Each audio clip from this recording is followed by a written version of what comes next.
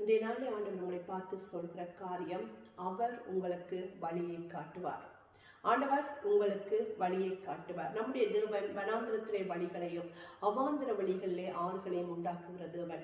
வனாந்திரத்திலே வழியையும் அவாந்திர வழியிலையும் ஆறுகளை உருவாக்குவது மிகவும் கடினமான காரியம். ஆனால் எங்கள் தேவனால் செய்ய முடியாத அதிசயமான காரியம் என்று ஒன்றில் அவருடைய நாமம் El Shaddai, all sufficient God. என்னால் செய்ய முடியாத அதிசயமான காரியம் உண்டோ என்று கேட்கிற தேவன் நம்முடைய தேவன். அவரால் எல்லாம் செய்ய முடியும். 2 ராஜாக்கள் 4ஆம் அதிகாரத்தில் ஒரு சம்பவத்தை பார்க்கிறோம். இங்கே சொல்லப்பட்டிருக்கிறது, தீர்க்கதரிசிகளுடைய புத்திரரில் ஒருவனுக்கு மனைவியாயிருந்த ஒரு ஸ்திரீ எலிசா தீர்க்க தரிசனத்தில் வந்து, என்னுடைய புருஷன் இறந்து போனான், அவன் பட்ட கடனை கொடுப்பதற்காக அவளால் முடியவில்லை. அப்பொழுது அவன் தன்னுடைய பிள்ளைகளை அவர்கள் அடிமையாக, கடன் கொடுத்தவர்கள் அடிமையாக கொண்டு போவதற்கு வந்திருக்கார்கள் என்று எலிசா தீர்க்கதரிசனத்தில் சொல்றதை பார்க்க முடிகிறது. அப்பொழுது எலிசா தீர்க்கதரிசி அவளுக்கு ஒரு அட்வைஸை கொடுத்து ஒரு காரியத்தை செய்யும்படி அவளை சொல்கிறார். அவள் அப்படியே செய்த போது, தீர்க்கதரிசி சொன்ன வார்த்தையின்படி அவள் செய்த போது அவள் ஆசீர்வதிக்கப்பட்டதையும் அவளுடைய கடன் எல்லாவற்றும் தீர்த்து அவள் சந்தோஷமாய் வாழ்ந்ததையும் 2 ராஜாக்கள் 4ஆம் அதிகாரம் 1 தொடக்கம் 7 வசனங்களிலே நாங்கள் பார்க்கிறோம். இங்கே 1ஆம் வசனம் சொல்லப்பட்டிருக்கிறது, அவன் தீர்க்கதரிசிகளுடைய புத்திரராயிருந்தான், ஒரு ஊழியக்காரனாயிருந்தான், கர்த்தருக்கு ஊழியம் செய்கிற ஒருவனாயிருந்தான். ஆனால் அவன் ஃபைனான்சியல் ரீதியாக அவன் கடன் பட்டவனாயிருந்தான். அந்த காரியங்கள் எல்லாம் நம்முடைய வாழ்க்கையிலே மாறட்டும்.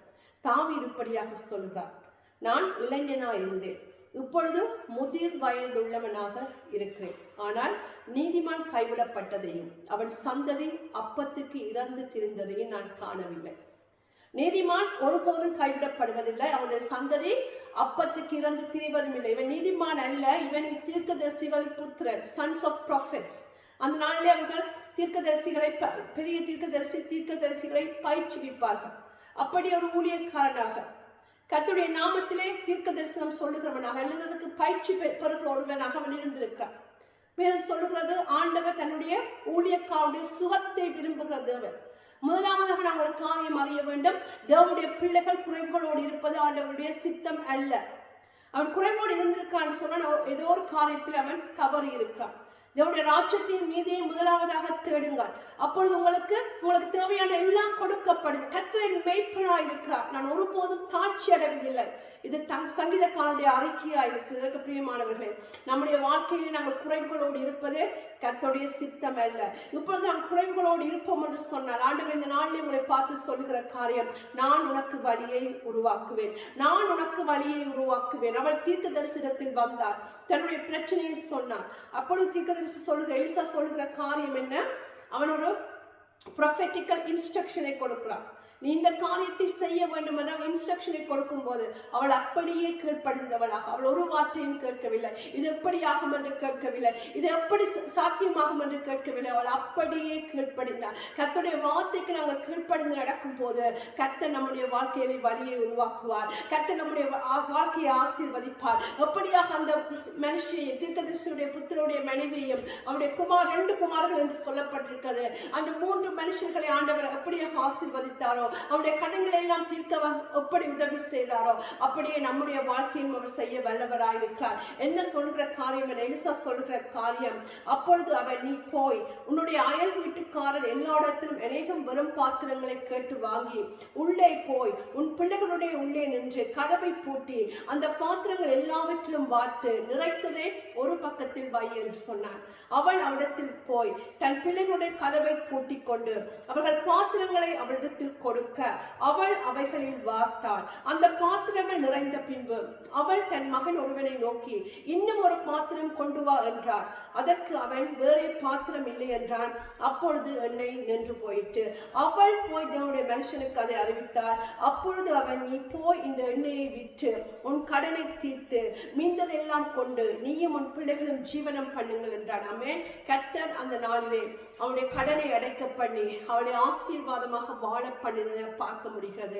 கர்த்தர் வனாந்திரத்திலே வழிகளை உருவாக்குகிறவர். இது எப்படி ஆகும் என்று நாங்கள் கேட்க வேண்டிய அவசியம் இல்லை. கர்த்தரால் செய்ய முடியாத அதிசயமான காரியம் ஒன்று இல்லை. அவர் சொல்லுகிற வார்த்தைக்கு கீழ்ப்படிந்து அப்படியே நாங்கள் செய்யும் போது நம்முடைய வாழ்க்கையும் அவர் ஆசீர்வதிக்க வல்லவராயிருக்கிறார். அன்று எண்ணெய் உருவாக்கின தேவன் அந்த எண்ணெயை வாங்குவதற்கு கஸ்டமர்ஸை ஆண்டவர் உருவாக்கினார். நான் யார் நம்மிடத்தில் காரியத்தை வாங்குவார்கள்? என்னுடைய பிசினஸ் எப்படி கஸ்டமர்ஸ் வருவார்கள்? என்னுடைய நான் செய்கிற காரியத்துக்கு யார் இதை அப்ரிஷியேட் பண்ணுவார்கள்? யார் இதுக்கு காசு கொடுத்து வாங்குவார்கள்? ஆண்டவரால் அதை செய்ய முடியும். எண்ணெயை உருவாக்கின தேவன் எண்ணெயை வாங்குவதற்குரிய ஜனங்களையும் அவரே உருவாக்கினார். எண்ணெய் மட்டும் அவரிடத்தில் இருந்து யாரும் அவரிடத்தில் எண்ணெய் வாங்காமல் போயிருந்தார்கள் என்று சொன்னார் அவளால் ஆசீர்வாதமாக இருந்திருக்க முடியாது. அவர்கள் சாப்பிட்டு இருக்க முடியும், ஆனால் அவருடைய கடனை விற்றிருக்க முடியாது, கடனை தீர்த்திருக்க முடியாது, எண்ணெயை விற்று கடனை தீர்த்திருக்க முடியாது. அவருக்கு எண்ணெயை விற்பதற்கு அன்று ஆண்டவர் கஸ்டமர்ஸை உருவாக்கினார். இன்றைய நாளில் உங்களுக்கு ஆண்டவர் கஸ்டமர்ஸை உருவாக்குவார். உங்களுடைய காரியங்களை நீங்கள் விற்கும்படியாக உங்களுடைய ஆசீர்வாதம் என்னென்ன காரியங்களை உங்களுடைய வாழ்க்கையில் ஆண்டவர் ஆசீர்வதித்திருக்காரோ, என்னென்ன தாளந்துகளை ஆண்டவர் கொடுத்திருக்காரோ, என்னென்ன காரியங்களை கொடுத்திருக்காரோ அந்த காரியங்களை காசு கொடுத்து வாங்கும்படியாக ஆண்டவர் கஸ்டமர்ஸை உருவாக்குவார். நாங்கள் தீர்க்கதரிசியுடைய புத்திரன் அவன் கடன் வாங்கியிருந்தார். என்னுடைய ஜனங்கள் கடன் வாங்குவதில்லை. அந்த இஸ்ரவேல் தேசத்துக்கே ஆண்டவர் கொடுத்த வாக்கு தத்தம், நீ அநேகம் ஜாதிகளுக்கு கடன் கொடுப்பாய், நீயோ கடன் வாங்குவதில்லை. அந்த ஆசீர்வாதம் நமக்கும் சொந்தமாகட்டும். நாங்களும் ஆவிக்குரிய இஷ்டவேலராய் இருக்கிறோம். அவருடைய ராஜரீக கூட்டமும் ஆசாரிய ஜனங்களுமா இருக்கிறோம். அந்த ஜனங்கள் ஒருபோதும் கடன் வாங்குவதில்லை. ஏற்கனவே கடன் வாங்கி இருப்பீர்கள் என்று சொன்னால் கர்த்தர் இந்த மாதத்திலே அந்த கடன்கள் எல்லாவற்றையும் கொடுத்து தீர்க்கும்படியாக உங்களுக்கு ஒரு ஆசீர்வாதத்தின் கதவை திறப்பாராக. அவருடைய வார்த்தையின்படி கேட்டு நீங்கள் செய்யும் போது அவரே எல்லா காரியங்களையும் வாய்க்க பண்ணுவார். எண்ணெயை வரவித்த தேவன் அது ஒரு மிரக்கலா இருக்கிறது, அது ஒரு அற்புதமா இருக்கிறது. அந்த அற்புதம் மாத்திரமல்ல, அந்த அற்புதத்தை கொண்டு அதை விற்கும்படியாக, அந்த அற்புதத்தை வாங்கும்படியாக, அந்த எண்ணெயை வாங்கும்படியாக ஜனங்களை உருவாக்கிற தேவன் அவரால் எல்லாம் செய்ய முடியும். உங்களுடைய வாக்கிலும் அப்படி ஒரு ஆசீர்வாதத்தை கர்த்தர் கொடுப்பாராக. கடனை தீர்க்க உதவி செய்வாராக. நீங்கள் ஆசீர்வாதமாக குடும்பமாக ஆசீர்வாதமாக வாழும்படியாக, கர்த்தரால் ஆசீர்வதிக்கப்பட்டவர்கள் என்று மற்றவர்கள் சொல்லும்படியாக இந்த நாளில் இந்த கர்த்தர் உங்களை ஆசீர்வதிப்பாராக. என்னுடைய சத்தத்தை கேட்டுக்கொண்டிருக்க ஒவ்வொருவரும் ஒரு அதிசயமோட வீட்டிலே நடக்கட்டும், ஒரு அற்புதம் உங்களுடைய வீட்டில் நடக்கட்டும், ஒரு அதிசயம் உங்களுடைய வீட்டில் நடக்கட்டும். இயேசுவின் நாமத்தினாலே பேசுகிறேன். அற்புதம் உங்களுடைய வாழ்க்கையில் நடக்கட்டும். உங்களுடைய ஃபைனான்சஸ் எல்லாம் ஆசீர்வதிக்கப்பட்டிருக்கட்டும். உங்களுடைய பேங்க் அக்கவுண்ட்ஸ் எல்லாம் ஆசீர்வதிக்கப்பட்டிருக்கட்டும். உங்கள் கையின் பிரயாசங்களை கர்த்தர் ஆசீர்வதிப்பாராக. உங்களுடைய கைகள் ஆசீர்வதிக்கப்பட்டிருக்கட்டும். சொல்லுங்கள், my hands are blessed. என்னுடைய கைகள் ஆசீர்வதிக்கப்பட்டவைகள். என்னுடைய கையின் பிரயாசத்தை நான் சாப்பிடுவேன். என்னுடைய கையின் பிரயாசத்தை எந்த பட்சிகளும் பட்சிக்க முடியாது, எந்த புழுக்களும் பட்சிக்க முடியாது, யாரும் திருட முடியாது என்று பார்க்கிறோம். மீதியானியர்கள் அவன் அறுப்பு செய்கிற காலத்திலே, அறுவடை காலத்தில் அவர்கள் சரியாக வந்து அறுவடை செய்யப்பட்ட எல்லாவற்றையும் எடுத்துக்கொண்டு போர்கள் என்று சொல்லப்பட்டிருக்கிறது. எங்களுடைய அறுவடையை யாரும் அவரிடத்திலிருந்து பறிக்க முடியாது. Every spirit of Midianite, I bind you in the name of Jesus. எங்களுடைய கையில் எந்த அறுவடையும் யாரும் பறிக்க முடியாது. எங்களுடைய பைகள் பொத்தலான பைகள் அல்ல.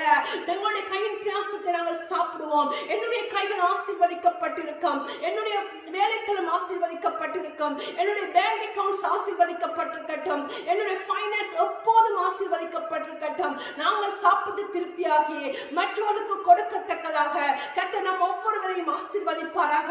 உங்களுக்கு கஸ்டமர்ஸை ஆண்டவர் உருவாக்குவாராக. உங்களுடைய ஆசீர்வாதத்தை வாங்கும்படியாக, எப்படியாக அந்த விதவையுடைய எண்ணெயை வாங்கும்படியாக ஆண்டவர் எண்ணெயை வற்றிக்க பண்ணினார். அதை வாங்கும்படி கஸ்டமர்ஸை ஆண்டவரை உருவாக்கினார். எல்லாவற்றால் அவளால் கடனை கொடுத்து தீர்த்திருக்க முடியாது. அப்படியான ஒரு ஆசீர்வாதத்தை உங்களுடைய வாழ்க்கையில் கர்த்தர் கட்டளையிடுவாராக. இஸ்ரவேலின் தேவனாகிய கர்த்தருடைய சட்டைகளின் கீழ் அடைக்கலமாய் வந்த உங்களுக்கு, அவரை தன்னுடைய சொந்த இரட்சகராக ஏற்றுக்கொண்ட உங்களுக்கு அவராலே நிறைவான பலன் வருவதாக.